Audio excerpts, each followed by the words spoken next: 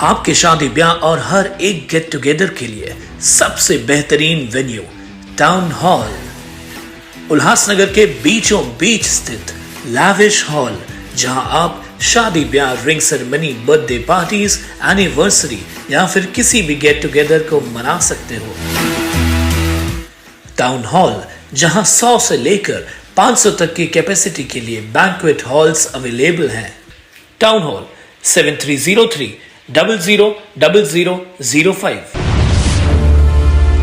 Town दर्शन news, समाचार ही नहीं विचार भी।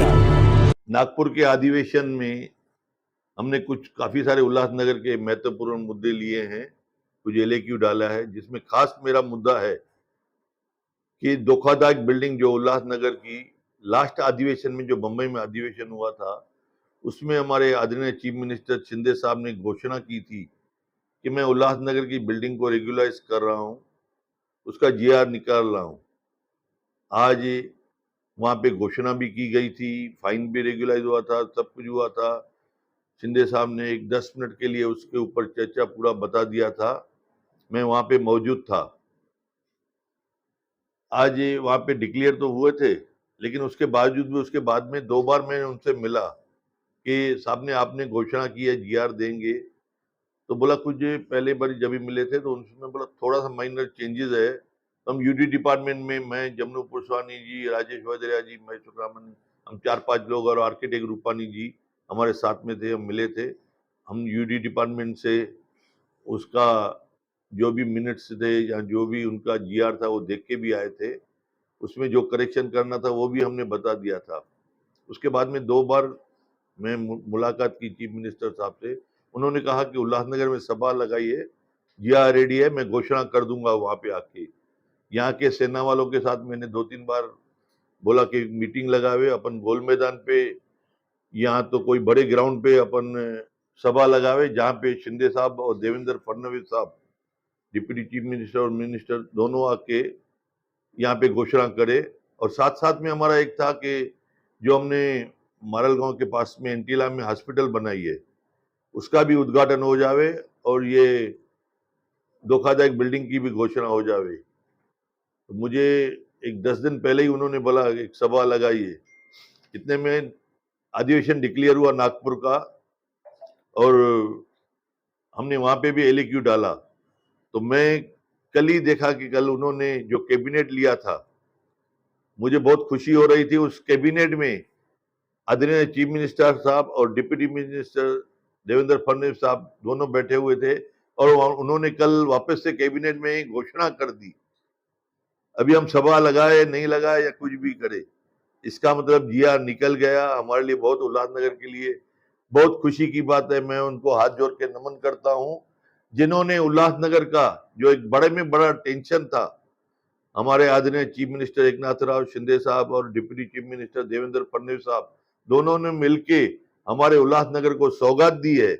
जो मेरी बरसों से मांग थी कि उल्लासनगर में जो धोखादायक बिल्डिंग्स है उनको रेगुलर्स का आप जीआर निकाल के दे दीजिए। बहुत सारे लोग जो बिल्डिंगें गिर गई है, उनमें जो फ्लैट ओनर्स है वो जो बेचारे भटक रहे हैं, उनको रेंट भरने के लिए नहीं है, वो यहाँ वहाँ, कोई कहाँ रह रहा है, कोई किसके घर में रह रहा है, या कोई फुटपाथ पे रह रहा है। ऐसी पोजीशंस है कि उनको खाने के भी वांदे हैं। कम से कम उनके बेचारे के घर तो बनेंगे जो आज बेघर है। प्लस जो लोग डर के साए से आज उल्लासनगर में रह रहे हैं, जिनको मालूम नहीं था कभी जीआर निकलेगी, कभी आएगा, सिर्फ हमारे विरोधी ये करते थे कि ये सिर्फ बोलता है, ये करता नहीं है। आज मुझे जो चीफ मिनिस्टर साहब से और डिप्टी चीफ मिनिस्टर साहब से जो मुझे आज सौगात मिली है कि आज मेरा भी इस शहर में कंध ऊंचा हो गया कि मैंने जो मांगा और वो मुझे मिला, तो ये मेरे लिए फख्र की बात है। आज मैं जो शहर में सेवा का कार्य कर रहा हूँ, उसमें मेरे को सरकार की सपोर्ट मिली। वो सरकार के सपोर्ट से मैं शहरवासियों को एक तोहफा दूंगा, तो मेरे लिए इससे बड़ी कोई खुशी की बात नहीं है। मैं दोनों को कोटि कोटि प्रणाम करता हूं। आज उल्लासनगर में, जैसा मैं कल सवेरे से हमारा सेशन चालू होगा अधिवेशन, मैं वहां पे रहूंगा। जैसे ही घोषणा हो जाएगी तो मैं भी आप सबको जीआर की कॉपी दूंगा, और आपको सबको जो जो उसमें खामियां है या कोई पार्ट पूरा हुआ है, इसमें हम जीआर के बाद में भी कुछ अमेंडमेंट करना है तो हम कैबिनेट में इजीली अमेंडमेंट कर सकते हैं।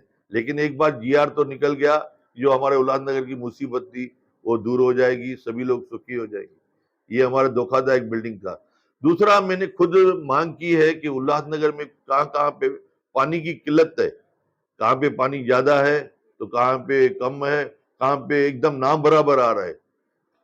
पानी की डिस्ट्रीब्यूशन बरोबर हो और पानी की जो हमें सप्लाई चाहिए, हमने 50 एमएलटी ज्यादा पानी मांगा है। और उसके अलावा पानी का हमारा खुद का सोर्सेस हो, हमारा पंपिंग स्टेशन खुद का हो। हम आज एमआईडीसी से पंपिंग पानी ले रहे हैं और उनके सोर्सेज से ले रहे हैं। हम खुद का खुद सोर्सेज बना के, हमारी पंपिंग स्टेशन खुद की हो, हमारी सप्लाई खुद की होगी। आज हमारा खुद का प्लांट होगा तो हम 24 आवर्स पानी सब शहर में दे सकते हैं। ऐसी मेरी सोच है, हमारी सरकार है। जितना सबसे ज्यादा में ज्यादा हम उल्लासनगर को फायदा दे सके उतना हम देंगे।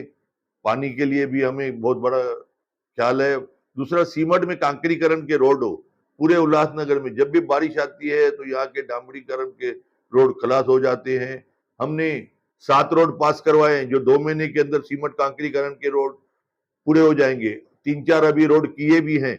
लेकिन मेरा पूरा प्रयास है उल्लासनगर में जितने भी रोड है सभी सीमेंट कांकरीकरण के रोड हो। उसके अलावा सेंट्रल हॉस्पिटल जो है, आज सेंट्रल हॉस्पिटल में इतना बड़ा लोड हो गया, जो हॉस्पिटल में जो 200-250 बेड है वो पूरे नहीं पड़ रहे हैं। आदमी लोग जो पेशेंट्स है, न सिर्फ उल्लासनगर लेकिन अंबरनाथ, बदलापुर, टीटवाला, वांगनी, मारल, वरप, कांबा, न जाने कहां कहां से पेशेंट लोग आते हैं। उनके लिए सेंट्रल हॉस्पिटल में जो जगह है पूरी सी नहीं पड़ रही है। बहुत से पेशेंट तो नीचे रोड पे भी सोते हैं।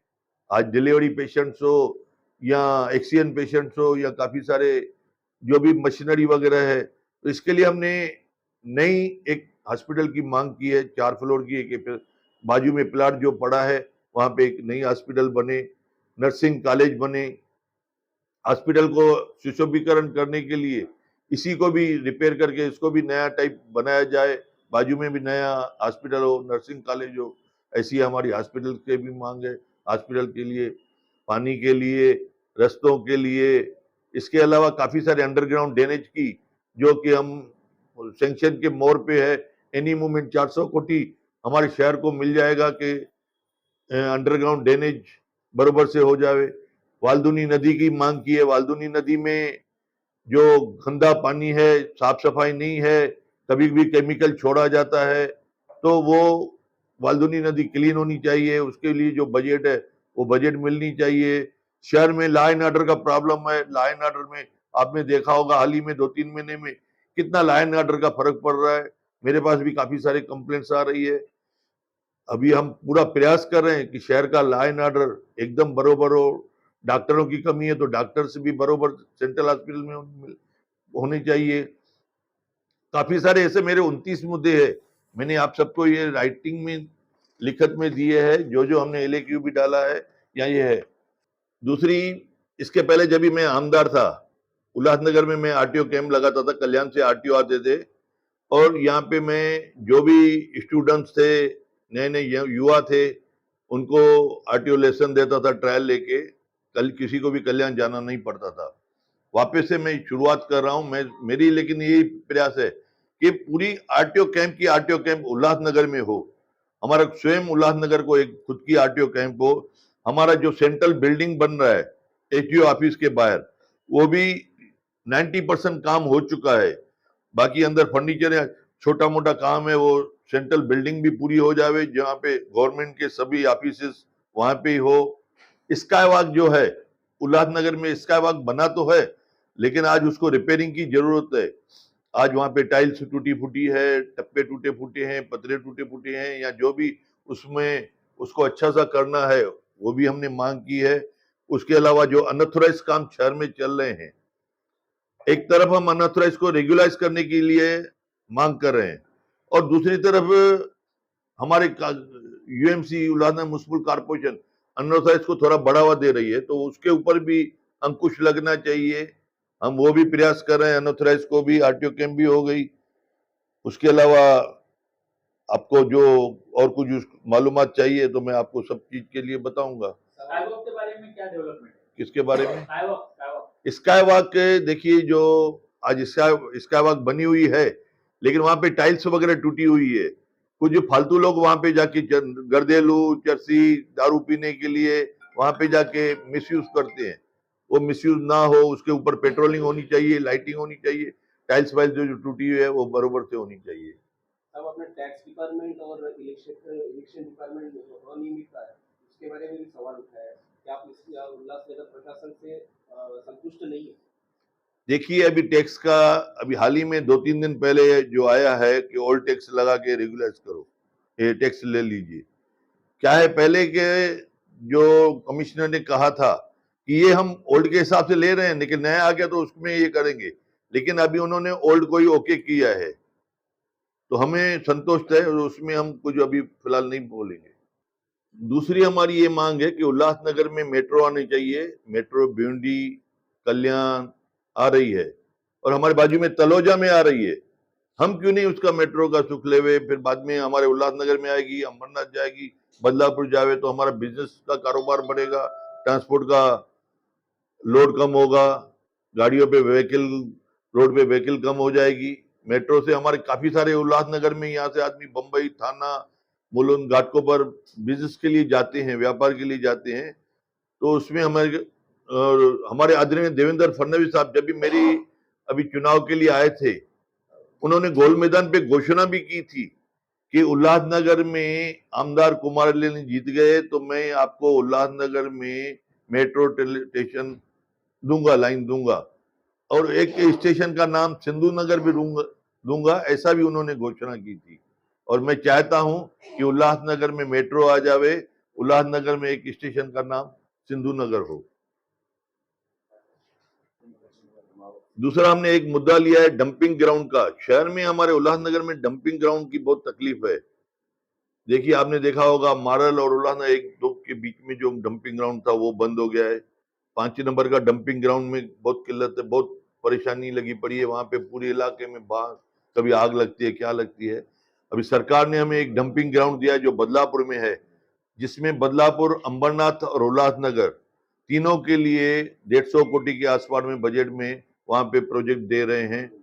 हमारे लिए बहुत खुशी की बात है। हमारे जो अभी सरकार आने से उल्लासनगर की जो भी प्रॉब्लम्स है वो सॉर्ट आउट हो रहे हैं, और हम पूरी तरह से प्रयास कर रहे हैं कि उल्लासनगर वालों को सबको खुशियां देवे। दूसरा, हमने मांग की है लबाना समाज को ओबीसी मिलना चाहिए।